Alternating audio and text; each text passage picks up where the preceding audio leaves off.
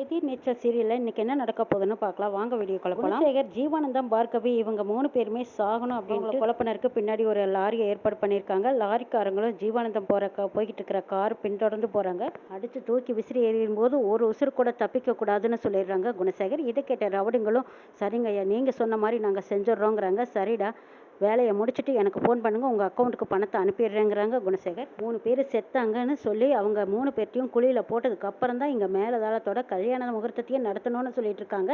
அறிவுக்கரசி இதை கேட்டதும் பதறி போயிடுறாங்க. இதை பாருங்க மாமா, கல்யாணத்தை தள்ளி போட வேண்டாம், சீக்கிரமாக கல்யாணத்தை நடத்துறது நல்லது, நம்ம கோயிலையாவது வச்சு சீக்கிரம் பண்ணிடலான்னு கெஞ்சி கேட்குறாங்க. அவசரப்படுத்துகிறாங்க அறிவுக்கரசி. அறிவு என்ன நினச்சிட்டு இருக்க? கொசுவுக்கு பயந்து குடிசையை வேவிக்க சொல்கிறியா? ஒழுங்கு மரியாதையாக நெல்லு, காலையில் முகூர்த்த நேரம் எப்பவும் குறித்த நேரம் தானுங்கிறாங்க. ஐயோ, என்ன மாமா இதையும் மாற்றி வச்சிட்டிங்களா? பிரம்ம முகூர்த்தத்தில் தானே கல்யாணத்தை நடத்துறதா சொன்னீங்க, இப்போ ஏன் மாமா இவ்வளவு கால நேரம் தள்ளி வச்சிருக்கீங்கன்னு கேட்குறாங்க அறிவுக்கரசி. ஜீவானந்தம், பார்கவி, ஜனனி 3 பேர் செத்ததுக்கு அப்புறம் தான் இந்த கல்யாணத்தையே நடத்துவேங்கிறாங்க. என்ன மாமா சொல்கிறீங்க? ஜீவானந்தம், பார்கவி தான் செத்துட்டாங்களே, புலிகேசி என்கிட்ட ஃபோன் பண்ணி சொன்னானே, அவன் தானே சுட்டிருக்கான், இன்னும் உடல் தான் கிடைக்கலன்னு சொல்லிட்டு இருக்கான் மாமாங்கிறாங்க. ஆமாம், அறவேக்காடு போலீஸ், அவன் ஒன்றும் இவங்களை யாரையும் சுட்டு கொள்ளலை, இவங்க எல்லாரும் உயிரோடு தான் இருக்காங்கன்னு சொல்கிறாங்க குணசேகர். நீங்கள் சொல்கிறது என்னால் நம்புற மாதிரியே இல்லையே மாமா, அந்த புலிகேசி என்கிட்ட உறுதியாக சொன்னானே. சரி இருங்க, அவனுக்கு இப்போவே ஃபோன் அடிச்சு அவனை என்னன்னு கேட்குறேங்கிறாங்க அறிவுக்கரசி. போது நிறுத்துமா, நீ ஒன்றும் ஒருத்தருக்கும் ஃபோன் பண்ண வேண்டாம், ஒழுங்கு மரியாதையாக போயிட்டு உங்கள் பேய் மாதிரி அதுக்கு நடந்துகிட்டே இருக்காது. ஆமாம், என்ன மண்டபத்தை சுற்றி சந்தோஷமாக வந்துட்டு இருந்த நீ இப்போ ஏன் இப்படி பயப்படுற, ஏன் நடுங்குறேன்னு கேட்குறாங்க. அது ஒன்றும் இல்லை மாமா, இந்த கல்யாணத்தை சீக்கிரமாக நடத்தினா தான் எனக்கு நிம்மதி, அதனால தாங்கிறாங்க. ஆனால் கேமராமேனை கொன்ன விஷயத்தை எங்கே வெளியே வந்துடுமோ, அதுக்கப்புறம் இந்த கல்யாணம் நின்று போயிடுமோ, பெரிய பிரச்சனை ஆகிடுமோன்னு பயந்துட்டு இருக்காங்க. இப்போ கரிகாலன் திரும்பி நின்று, ஆமாம் கேமராமேன் ஃபோட்டோக்காரனை இவங்களை காணுமே அப்படின்னு சொல்லி ஃபோன் அடிச்சு பார்த்தா கூட இப்போ ஃபோட்டோகிராஃபர் எல்லா உண்மையும் சொல்லிடுவார். ஆனால் இப்போ கரிகாலன் அதை பற்றி யோசிக்காமையே இருக்காங்க, எல்லாம் தூங்கிக்கிட்டு இருக்காங்க. இங்கே அறிவுக்கரசி தூக்கம் இல்லாமல் தவிச்சிட்டு இருக்காங்க. குணசேகர் மட்டும் அப்படியே கோட்டா நாட்டம் கண்ணை முழிச்சு அப்படியே உட்காந்துக்கிட்டே இருக்காரு. சக்தி, ரேணுகா, நந்தினி 3 பேரும் இந்த கல்யாணத்தை எப்படி நிறுத்தலாம்? இப்போ தர்சனை வேற உள்ளே இழுத்துக்கிட்டு போயிட்டாங்க. இனி அவங்க மிரட்டலுக்கு பயந்து தான் அவள் சரின்னு அன்புக்கரசி கழுத்தில் தாலியை கட்டி ஆகணும். அதுக்கு முன்னாடி நம்ம எப்படியாவது இந்த கல்யாணத்தை நிறுத்தி ஆகணும். சக்தி, ஜனனி எங்கே வந்திருக்கான்னு கேளுங்கிறாங்க. ஜனனிக்கு ஃபோன் போட்டால் ஃபோன் போகலை. சக்தி, நாங்கள் இன்னும் கொஞ்சம் நேரத்தில் வந்துடுவோம் அப்படின்னு சொல்லிட்டு இருக்காங்க. அப்போ அவங்க இன்னும் கொஞ்சம் நேரத்தில் வரதுக்கு முன்னாடியே நம்ம ஏதாவது ஒன்று பண்ணி ஆகணும். சக்தி அந்த போலீஸ்கார அம்மாவுக்கு ஃபோன் பண்ணி தர்சனுக்கு இந்த கல்யாணத்தில் இஷ்டமே இல்லை, வற்புறுத்தி வலுக்கட்டாயமாக இந்த கல்யாணத்தை நடத்தி வைக்கிறாங்க, உங்களால் ஏதாவது எங்களுக்கு ஹெல்ப் பண்ண முடியுமா, இந்த கல்யாணத்தை நிறுத்த முடியுமான்னு கேட்டு பார்க்கலாமா? உதவி கேட்டால் கண்டிப்பாக உதவுவாங்கன்னு சொல்கிறாங்க. ஆமாம் சக்தி, அந்த அம்மா கிட்ட உதவி கேட்கலாம், கண்டிப்பாக உதவுனாலும் உதவுவாங்க, அவங்கக்கிட்ட போலீஸ் பதவி வேற இருக்குது. அதுவும் தவிர ஜீவானந்தம், பார்கவி இவங்க 2 பேரும் செத்துட்டாங்கன்னு எல்லாம் பேசிக்கிட்டு இருக்காங்க. போலீஸ் டிபார்ட்மெண்ட்டுக்கு இது எந்த அளவுக்கு பரவி இருக்குன்னு அவங்கள கேட்டு தெரிஞ்சுக்கலாங்கிறாங்க. சக்தியும் கேட்குறாங்க, எங்க ஜீவானந்தம், பார்கவி 2 பேரும் செத்துட்டு தான் சொல்கிறாங்களே, அது உண்மையான தெரியாத மாதிரி கேட்குறாங்க. சக்தி சுட்டு கொண்டுட்டு தான் சொல்லியிருக்காங்க, உடல் கிடைக்கலன்னு தான் சொல்லியிருக்காங்க. அவங்க செத்ததை பற்றியோ இல்லை அவங்க உயிரோட வந்ததை பற்றியோ இது வரைக்கும் இன்னும் டிபார்ட்மெண்ட்டுக்கு எந்த செய்தியும் வரலேன்னு சொல்லிடுறாங்க. இதை கேட்டு அப்பாடா, ஏதோ இது வரைக்கும் இன்னும் அவங்கள பற்றின எந்த பிரச்சனையும் இல்லை அப்படின்னு நினச்சிட்டு இருக்காங்க. ஆனால் அப்படி ஒரு வேளை உயிரோடு இருக்கிறது தெரிஞ்சால் திரும்பவும் போலீஸ்காரங்க ஜீவானந்தையும் பார்கவியும் தேடுறதுக்கு வாய்ப்பு இருக்குது. பாவம் ஜனனி, ஜீவானந்தம், பார்கவி இவங்க 3 பேரும் 4வது திசையிலையும் மாட்டிக்கிட்டு முழிக்கிறாங்களே. சக்தி, தர்சனோட கல்யாணம் இன்னும் கொஞ்சம் நேரத்தில் நடந்துட்டு போகுது. இப்போ இவங்க 3 பேரும் இங்கே வரதுக்குள்ளேயே இவர் வேறு ஏதாவது வேலையை காட்டிட்டு என்ன செய்யறது? இப்போ உள்ளுக்கால அவங்க எல்லாரும் என்ன முடிவில் இருக்காங்கன்னு தெரியல. அம்மாவையே உதவி கேளு, வந்து எப்படியாவது தர்சன் கல்யாணத்தை நிறுத்த முடியுமான்னு கேளுங்கிறாங்க. அந்த அம்மாவை கேட்கும்போது அந்த அம்மா சொல்கிறாங்க, இதை பாருங்க சக்தி, நாங்கள் எங்கள் டிபார்ட்மெண்ட்லேருந்து வந்து தர்சனுக்கு இஷ்டமில்லாத கல்யாணம்னு நாங்கள் வந்து சொன்னால், ஒருவேளை தர்சன் அவங்க மிரட்டி வச்சிருந்து தர்சனுக்கு இதில் இஷ்டம் இருக்குன்னு சொல்லிட்டு அப்புறம் பெரும் பிரச்சனை ஆகிடும். வேறு இப்போ தர்சன் அவங்க கஸ்டடியில் இருக்கான், இப்போ நாங்களே உள்ளே போக முடியாதுங்கிற சூழ்நிலையில் வரை நீங்கள் வெளியில் நிற்கிறீங்க. அதனால இப்போதைக்கு நான் சொல்கிற மாதிரி நீங்கள் செய்யுங்க. குணசேகரன் அவங்க மனைவியை அடித்து கொண்டுட்டு தான் ஒரு தகவல் சொன்னீங்க இல்லையா, அந்த வீடியோ ஆதாரம் மட்டும் இருந்தால் நீங்கள் கொடுங்க, அதை வச்சு நாங்கள் குணசேகரனை ஏதாவது பண்ண முடியுமான்னு பார்க்குறோங்கிறாங்க. என்னை பற்றின விஷயம் ஏதாவது கிடைச்சா நான் உங்களை வந்து பார்க்குறேன்னு சொல்லிடுறாங்க சக்தி. இந்த பக்கம் ரேணுகாவும் நந்தினியும் சொல்கிறாங்க, இதை பார் சக்தி, குணசேகர் மாமா கிட்ட ஈஸ்வரி அக்காவை அடித்த போது அது ஒரு வீடியோ இருந்துச்சுல்ல, அந்த ஃபோனு கூட அவர் நம்ம கண்ணு முன்னாடி தானே அவர் பீரோவில் கொண்டு வச்சார். அந்த ஃபோனில் ஏதோ உங்கள் அண்ணனை பற்றின ரகசியம் இருக்குது, நீ முதல்ல அந்த ஃபோனை எடுத்துகிட்டு வந்தீங்கன்னா அதில் என்ன இருக்குன்னு தெரிஞ்சுக்கலாம், அதை வச்சு எப்படியாவது இந்த கல்யாணத்தை தடுத்து நிறுத்திடலாம் சக்தி, நீ அந்த ஃபோனை போய் வீட்டில் எடுத்துகிட்டு வர்றியாங்கிறாங்க. சக்தி, அதுக்கு முன்னாடி நீ வீட்டுக்கு போனாவே அங்கே வேறு கேமரா இருக்குமே, அந்த கேமரா மூலமாக இவர் வேறு ஃபோனில் பார்த்துருவாரு சக்தி, என்ன பண்ணுறதுங்கிறாங்க நந்தினி. அண்ணே இப்போ வரைக்கும் அதெல்லாம் ஒன்றும் பிரச்சனை இல்லை, நான் போய் பார்த்துக்கிற விடுங்க அப்படின்னு சொல்லிட்டு சக்தி அங்கேருந்து வெகு வேகமாக வீட்டுக்கு போகிறாங்க.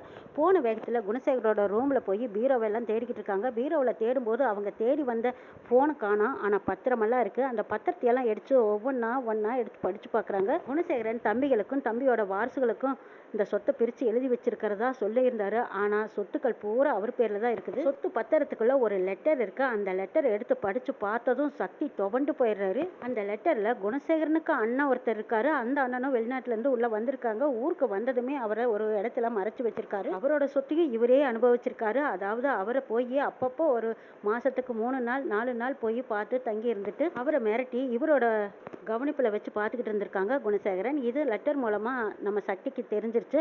அந்த லெட்டரையும் எடுத்துக்கிட்டு நந்தினி ரேணுகா இவங்களை பார்க்கறதுக்காக மண்டபத்துக்கு ஓடி வராங்க. சக்தி பாவி, இவ்வளவு பெரிய தில்லுமுள்ளு பேர் வழியா இந்த மனுஷன், கூட பிறந்த அண்ணனாவது தம்பியாவது இந்த ஆளு சொத்துக்காக என்ன வேணாலும் செய்யக்கூடியவர். இப்ப பாத்தீங்கல்ல, பெத்த பையனோட விருப்பம் என்னங்கிறது தெரிஞ்சுக்காம அம்மா ஆஸ்பத்திரியில் இருக்கும்போது இந்த பையனுக்கு பிடிக்காத கல்யாணத்தை பண்ணி வச்சிருக்காரு. ஒரு அரக்கன். இவர் அடக்கறதுக்கு யாருதான் வருவாங்களோ தெரியலையாக்கா. இப்படித்தான் இந்த கல்யாணத்தை நிறுத்துற வழியும் தெரியல. இப்ப எவ்வளவோ வெடிய முயற்சி பண்ணி வெடிஞ்ச தர்சனம் வெளியில கூட்டிட்டு வர நேரத்துல ராட்சசங்கோட்டை அப்படி வந்து நின்று இழுத்திட்டு போயிட்டானுங்க. எப்படிக்கா இதுல இருந்து தப்பிக்கிறது? நம்மளையும் இப்படி கேட்டுக்கு வெளியில நிக்க வச்சிட்டானுங்க. ஏதோ மண்டபத்துல வாசல்லையாவது நின்றுட்டு இருந்தோம். அந்த அரைக்கு அறிவுக்கரிசி வேற அப்பப்ப வந்து நம்ம கிட்ட சவால் வேற விட்டுட்டு போறா. நம்ம எப்படி ஜெயிச்சு நிக்க போறோம்னே எனக்கு தெரியல. இன்னும் ஜனனி வந்த பாடு இல்ல. திரும்பவும் ஜனனிக்கு போன் பண்ணி பாருங்க அக்காங்கிறாங்க நந்தினி. ரேணுகா, நந்தினி, சக்தி 3 பேரும் ஜனனிக்கு என்ன ஆச்சோ ஏதாச்சோன்னு பதறிக்கிட்டு இருக்காங்க. சரி, ஜனனிக்கு ஒரு தடவை போன் பண்ணி பார்க்கலான்னு ஜனனிக்கு போன் பண்றாங்க. அங்க பார்த்தா ஜனனி வந்த காருக்கு பின்னாடி லாரி வந்து மோதிடுது. அந்த நேரம் பார்த்து ஜனனி ஜீவானந்தம் சொன்ன மாதிரியே காரை யூட்டர்ல எடுத்துடுறாங்க. இந்த பக்கம் வந்த லாரி வேறொரு கார்ல முட்டி மோதிடுறாங்க. அந்த கார்ல இருந்தவங்க எல்லாரும் ஸ்பாட் அவுட்டுங்கிறாங்க. இதை கேட்டு லாரிக்காரங்களும் உடனே குணசேகரை கூப்பிட்டு, ஐயா நீங்க சொன்ன மாதிரி அந்த காரை பீஸா செதற விட்டுட்டோங்கிறாங்க. அதுல இருந்தவங்க யாருமே தப்பிச்சிருக்க முடியாதுன்னு சொல்லிடுறாங்க. இதை கேட்ட குணசேகர் சந்தோஷத்துல இருக்காங்க. சரி, கல்யாணத்தை தாராளமா நடத்தலாம் அப்படின்னு சொல்லிட்டு போய் ஐயரை கூட்டிட்டு வர்றாங்க. விசாலாட்சி பார்த்துட்டு, எப்பா முதல்லயே ஐயரை கூட்டிட்டு வரது இல்லையா? சொன்ன நேரத்துக்கு முகூர்த்தத்தை நடத்தணும். பொண்ணு மாப்பிளையும் ரெடியாகி வாங்கப்பா அப்படின்னு சொல்றாங்க. இந்த பக்கம் பார்கவி, தர்சன் 2 பேரும் ரெடியாகி வந்துட்டு இருக்காங்க. சக்தி, நந்தினி, ரேணுகா இவங்களுக்கு இனிமே வேலையே இல்லை. அவங்க உள்ள வந்தா வரலாம், போனா போகலான்னு சொல்லிடுறாங்க குணசேகர். இதுக்கப்புறம் ரேணுகா, நந்தினி இவங்க எல்லாத்துக்கும் ஏதோ விஷயம் தெரிஞ்சிருக்கு. அதனாலதான் நம்மள உள்ள போனாலும் சரி வந்தாலும் சரின்னு சொல்றாங்க. போலாமா வேண்டாமாங்கிறாங்க. இல்ல ஜனனி வரட்டும், அதுக்கப்புறமா நம்ம போய்க்கலாங்கிறாங்க. ஜனனி போன் போட்டா போனே போகலையே அப்படின்னு எதிர்பார்த்துட்டு இருக்காங்க. இந்த பக்கம் கல்யாண வேலைகள் எல்லாம் தடபுடலாம் நடந்துட்டு இருக்குது. அப்ப விசாலாட்சி தர்சன் கிட்ட சொல்றாங்க, இத பாருடா தர்ஷா, இன்னும் கொஞ்ச நேரத்துல நீ அந்த பொண்ணு அன்புக்கரசி கழுத்துல தாலி கட்ட போற. ஏண்டா இப்படி சோகமா இருக்க? இந்த பார்கவிய மறந்துடு. அவ ஒரு அனாதை, அதுவும் ராசி கெட்டவ. அவ எப்ப நம்ம வீட்டுக்கு கால் எடுத்து வச்சாலோ அப்ப இருந்த குடும்பத்துல பெரிய கஷ்டம் நஷ்டம். அத பாரு, உங்க அப்பா அவனாலதான் இப்படி மனசு உடஞ்சு உட்கார்ந்துருக்கான். இதெல்லாம் நமக்கு தேவையா? இனிமேலாவது உன் வாழ்க்கைய சந்தோஷமா இருக்கட்டும், நீங்க அன்புக்கரசி கழுத்துல தாலியை கட்டுங்கிறாங்க. இதை கேட்டதும் தர்சன் கோவத்துல, அப்பதான் பேசாம வாய் மூடுங்கிறாங்க. இதை கேட்ட கதிர் உடனே எழுந்திருச்சு பாஞ்சுக்கிட்டு வந்து தர்சன் அடிக்க வராங்க. என்னடா நினைச்சிட்டு இருக்க? ஆய் வீணா நீ போய் கை வைப்பியா? அவ புது மாப்பிள்ள, அவனை அடிக்காத, வா இந்த பக்கம் அப்படின்னு சொல்லி ஞானம் எடுத்துட்டு போறாரு. ஜனனிக்கு போன் பண்றாங்க. பார்கவி போன் எடுக்கிறாங்க. நாங்க ஹாஸ்பிட்டல்ல இருக்கிறோங்கிறாங்க. இதை கேட்டதும் சக்தி, ரேணுகா, நந்தினி இவங்க எல்லாரும் அலறி அடிக்கிறாங்க. என்னாச்சு அப்படின்னு கேட்கவும், பின்னாடி வந்த லாரி வேறொரு கார்ல முட்டி மோதிருச்சு. நாங்க அப்ப யூட்டன் எடுத்து திரும்பி அந்த பக்கமா போனதும் உடனே கார் திருப்பின வேகத்துல ஒரு மரத்துல முட்டி மோதிட்டோம். லேசா சின்ன சின்ன காயந்தான், வேற எந்த பிரச்சனையும் இல்லைன்னு சொல்றாங்க பார்கவி. சக்தி கேட்டதும் பதறி போயிடுறாங்க. சரி, நாங்க ஹாஸ்பிட்டலுக்கு வரோங்கிறாங்க. அதெல்லாம் இன்னும் கொஞ்ச நேரத்துல நாங்களே டிஸ்சார்ஜ் ஆகி மண்டபத்துக்கு வந்துடுறோம்னு சொல்றாங்க. சக்தி, என்னாச்சு என்ன சொல்றாங்க? இப்ப வந்துட்டாங்களாங்கிறாங்க ரேணுகா. இல்ல, சின்ன ஆக்சிடென்ட் ஆயிடுச்சு. பின்னாடி வந்த லாரி இவங்க கார்னு நினைச்சு வேறொரு கார்ல முட்டி மோதிட்டாங்க. அது ஒரு பெரிய கேஸா போயிட்டு இருக்கும் போல இருக்கு. இவங்க ஒரு வழியா தப்பிச்சுட்டாங்க. இப்ப ஜனனிக்கு தான் லேசா சிறு சிறு காயங்கிறாங்க. இதை கேட்டு ஜனனி இப்ப ஹாஸ்பிட்டல் இருக்கிறாளா அப்படின்னு பதறாங்க. அதெல்லாம் ஒண்ணும் இல்ல, இன்னும் கொஞ்சம் நேரத்துல வந்துடலான்னு சொல்லியிருக்காங்க. அநேகமா மண்டபத்துக்கு ஒரு 1/2 மணி நேரத்துல வந்துருவாங்கங்கிறாங்க. வந்தா தான்ப்பா சரியா இருக்கும். என்ன மனுஷங்க இவங்கெல்லாம், இவங்களோட அரக்க குணத்தை அடக்கிறதுக்கு யார் தான் வரப்போறாங்கன்னு தெரியல. எப்படிதான் இந்த கல்யாணத்தை தடுத்து நிறுத்தி நம்ம நினைக்கிற மாதிரி நடக்கணும்னு எனக்கு ஒன்றும் புரியலப்பா. செஞ்ச தப்பு எதுவுமே ஆதாரம் இல்லாம எல்லா வழியிலையும் தப்பிச்சு போய்கிட்டே இருக்காங்க. இவங்களுக்கு மட்டும் எப்பவுமே நேரம் நல்லா இருந்துகிட்டே இருக்குமா?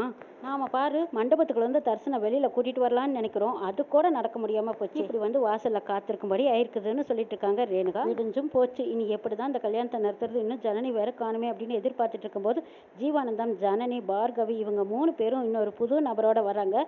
அந்த நபர் யாருன்னு பார்த்தா ஆதி வராரு. ஆதியை பார்த்ததும் சக்தி, இவர் யாருன்னு கேக்குறாங்க. ஆதி குணசேகருக்கு நான் முக்கியமான சொந்தம், என் பேர் ஆதின்ட்டு வராங்க. சக்தி ஆதியை பார்த்ததும், ஒருவேளை இவர் தான் நம்ம பெரிய அண்ணாவோட பையனான்னு கேக்குறாங்க. ஆமாங்கிறாங்க ஆதி. உள்ள இருக்கிற என் சித்தப்பாக்களையெல்லாம் நான் பார்க்கணுங்கிறாங்க.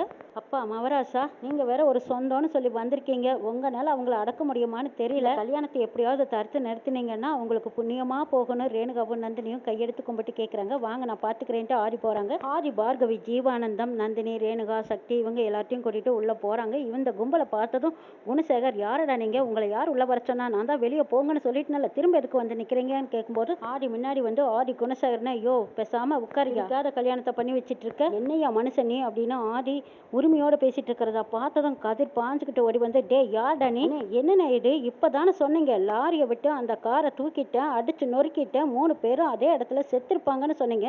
இப்போ என்னடானா இவங்க 3 பேர் வந்து நேரா நிக்கிறாங்க. இந்த அறிவுக்கரசி என்னன்னா, நேத்தே புலிகேசி சுட்டு கொன்னுட்டான், உடலை தேடிக்கிட்டு இருக்கிறதா சொன்னாங்க. நீங்க என்னடானா லாரி விட்டு மோத விட்டுட்டேன், இதுக்கப்புறம் அவங்க 3 பேரும் தப்பிச்சு வர முடியாதுன்னு சொன்னீங்க.